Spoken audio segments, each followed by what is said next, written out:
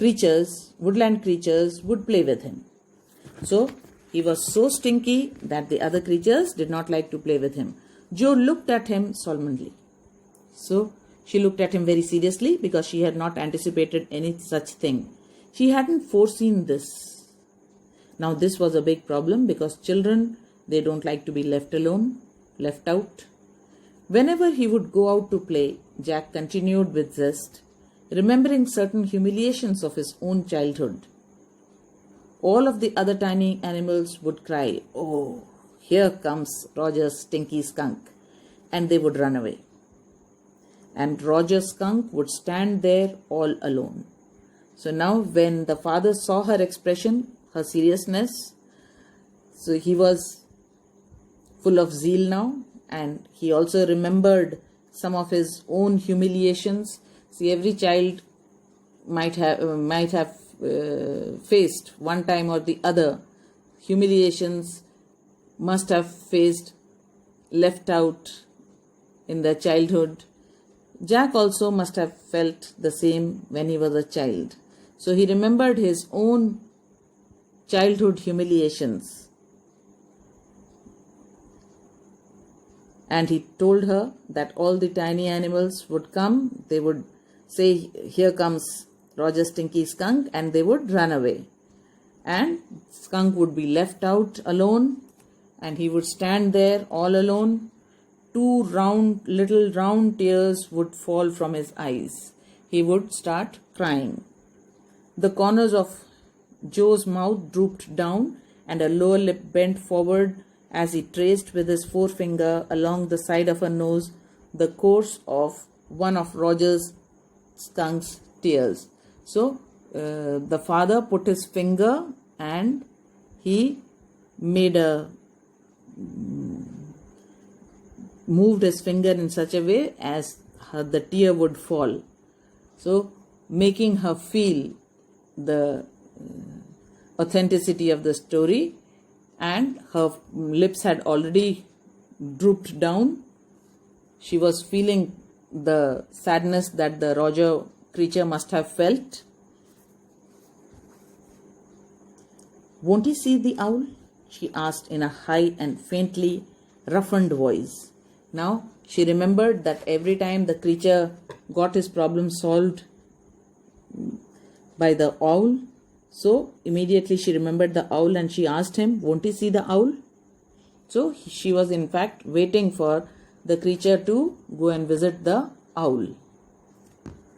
Sitting on the bed beside her, Jack felt the corners tug as her legs switched tensely. Now she moved her legs very tensely because she was upset that the Roger creature was alone and no creature was playing with him. He was pleased with this. Now he was pleased that he had upset her.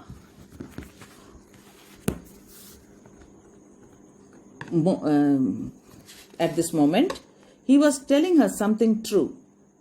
He was also pleased because he was actually relating a true story, giving her an insight in something that could be true.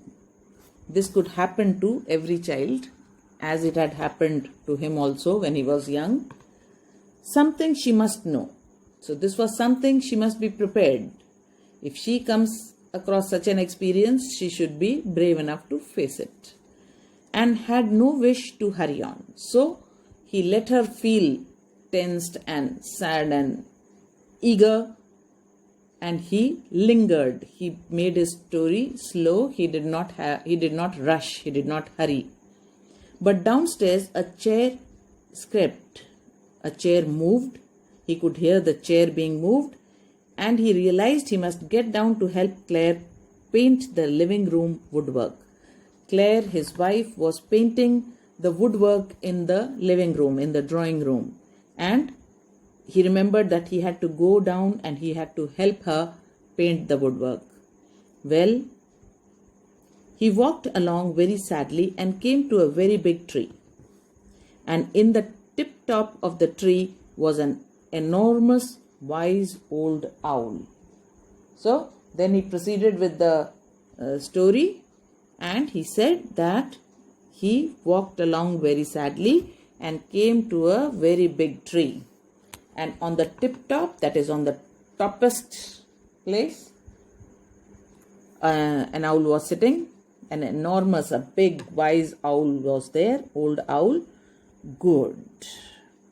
Mr. Owl, Roger Skunk said, all the other little animals run away from me because I smell so bad. So you do, the owl said. Very, very bad. What can I do? Roger Skunk said. And he cried very hard. So the owl also said that yes, you do smell very, very bad. And the Roger Skunk started crying. He said, what can I do? The wizard, Joe shouted.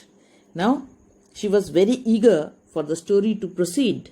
So she said, the wizard, and sat right up. She was so eager and excited that she sat up, and a little golden book spilled from the bed. Now, Joe, Daddy's telling the story. Do you want to tell Daddy the story? Now, little golden book spilled from the bed. That is, she was eager to continue the story. She was actually adding to the story because she also had now become used to it. She knew about that wizard and everything, how the story was going to proceed. So, she spelled it. That is why the Daddy says, now Joe, Daddy's telling the story. He reminded her that it was Daddy who was telling the story, not Joe. So he asked her, do you want to tell Daddy the story? No. You mean? She said, no, you tell me the story. Then lie down and be sleepy. Her head relapsed into the pillow and